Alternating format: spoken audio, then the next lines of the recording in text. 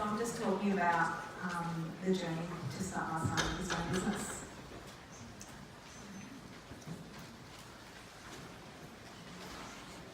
Hey Dad, have you seen my scooter?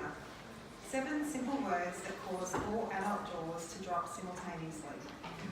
In 2004, when my son Clay was 2 years old, a paediatrician warned me he might never speak. Furthermore, said the paediatrician, Clay will never live independently. Autism. That was the paediatrician's handwritten diagnosis, just one word on a piece of paper. My first thought was, what is autism? We were living in Kai at the time. The Special Education Development Unit was the only place that provided any support for Clay, but it wasn't enough. In Brisbane we had family, and we had a strong support network, so we moved home. After a year in Brisbane, we sold our house and moved in with my parents, when Clay was 3. We agonised over the right therapeutic path for Clay, and in the end, landed on a balance of mainstream and supported therapy. Speech therapy was the one constant in his life. Over the next few years, he would sometimes string 2 or 3 words together, but this was usually mimicry rather than communication. But at his 5th birthday party, amidst the usual party chaos, we heard him utter those 7 simple words. Hey Dad, have you seen my scooter? Did we celebrate? Oh yeah, you bet we did. Not every kid is as lucky as Clay. His parents and extended family have always believed in him. We quickly learned to adapt our thinking from he can't to he can't yet, and to celebrate every success. Like the time Clay tied his shoelaces for the very first time at 15. Yes, we celebrated, I cried too. A year earlier, when Clay turned 14, he told us he wanted a part-time job. Okay, let's be honest. Like parents of teenagers everywhere, we gave him a bit of a push. Clay's first paid job was putting the bins out for neighbours on garbage day and returning them after school the next day. He netted just $1 per house, but it was a start. Meanwhile, Clay was busy applying for jobs at fast food restaurants and dropping resumes at small takeaways in our local area, all to no avail. Clay does have a mild communication delay, but he is also smart, funny, and very capable. So we brainstormed together and came up with a brilliant idea. Bin cleaning. Yes, bin cleaning. The job nobody wanted to do, turning smelly, neglected willy bins into fragrant, sparkling units inside and out. Clay offered a free try before you buy bin clean, and 5 happy customers accepted the offer. We marketed Clay's bin clean through his Facebook page, which then had fewer than 100 followers. We put the word out through our network of family and friends. We asked everyone to share and to like, but slowly but surely we built a customer base. I worked on the bins alongside Clay at first, then eased back as he grew in confidence. But Clay was still reluctant to do the face-to-face communication with customers, so I did that part. Early on, he came up with the title Mummager for me, and I really love this. Clay focused all his attention on becoming a truly great bin cleaner, and he really challenged himself. When we started out, he was a bit shorter than he is now, and he would climb right inside the bin to scrub the bottom. And he's autistic, remember. He has sensory processing disorder, so at first a really smelly bin made him gag, but he got through it. The first time he saw maggots, and let me tell you, lots of bins have maggots, he admired the cute little white worms. Clay was on a learning curve, figuring out the best way to clean bins, adapting, modifying, problem solving, and improving the process. We kept the workload light to begin with. As he became more efficient, we added more bins to his schedule. Before we knew it, I was turning away work, and neither of us liked that one bit. It was time to expand. We hired another kid, and he now has 1 regular casual employee and 2 more on call. I shared a lot of Clay's journey on his Facebook page with his blessing, and now Clay has started asking me to take photos of him at work and share them on social media. I'm pleased to say the local business community has stepped up to help Clay grow his enterprise. Embroidery etc. provided corporate uniforms with each worker's name on the pocket, and Clay wears his with much pride. Michelle McGarvey developed a simple website for Clay pro bono, and we became good friends in the process.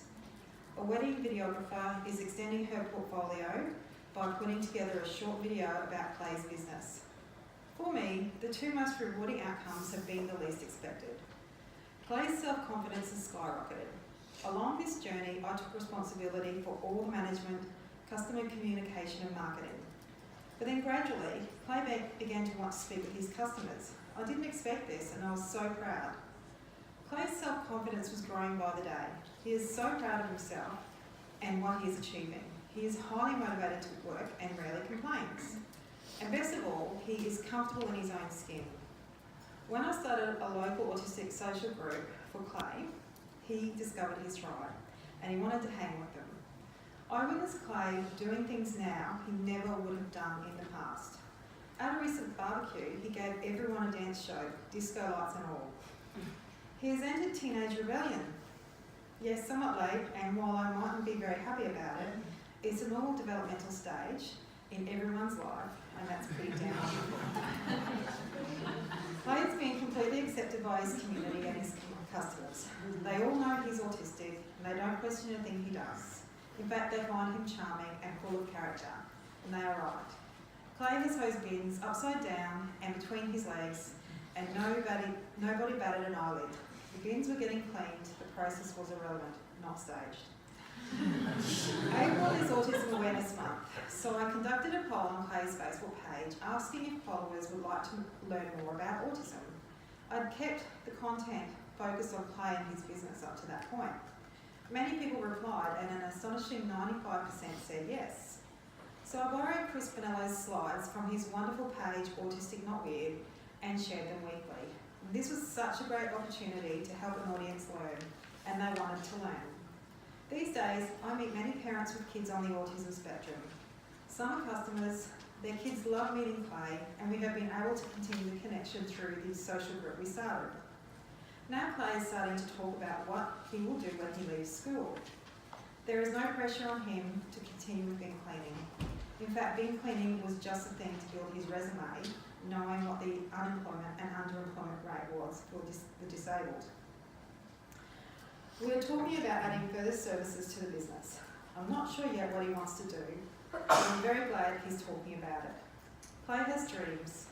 Some, like driving for Red Bull Holden Racing, aren't likely to happen, but he still should have these dreams. Some of Clay's other dreams are ordinary milestones for most, like driving a car, living on the Gold Coast, getting married and having kids. These are dreams he is striving for.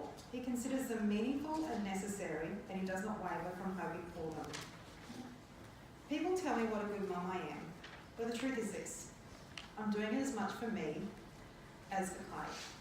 I want my husband and I to retire with no dependents.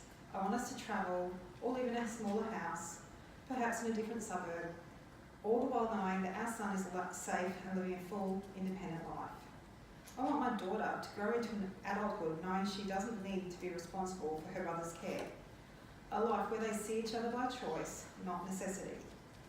So you see, my motivation is really very selfish. And I'm fortunate I have time to devote to Clay's business. It's not easy, it takes a lot of my time. I rise early and work on marketing, communicating and booking appointments and then drive them around. During school holidays, we devote more time to bin cleaning, and I ache with guilt at the time I spend away from my daughter. She's an introvert and does not seek out other people. My mum helps out with that and looks after my daughter when we're busy with Clay on holidays, and my husband will stay home 1 or 2 days a week. Hearing those 7 simple words, "Hey Dad, have you seen my scooter?" completely changed my thinking about what was and wasn't possible. Those 7 words represented hope. They were a great kickstart, challenging my mindset and resetting my expectations for Clay. It wasn't that I didn't have any expectations, I did.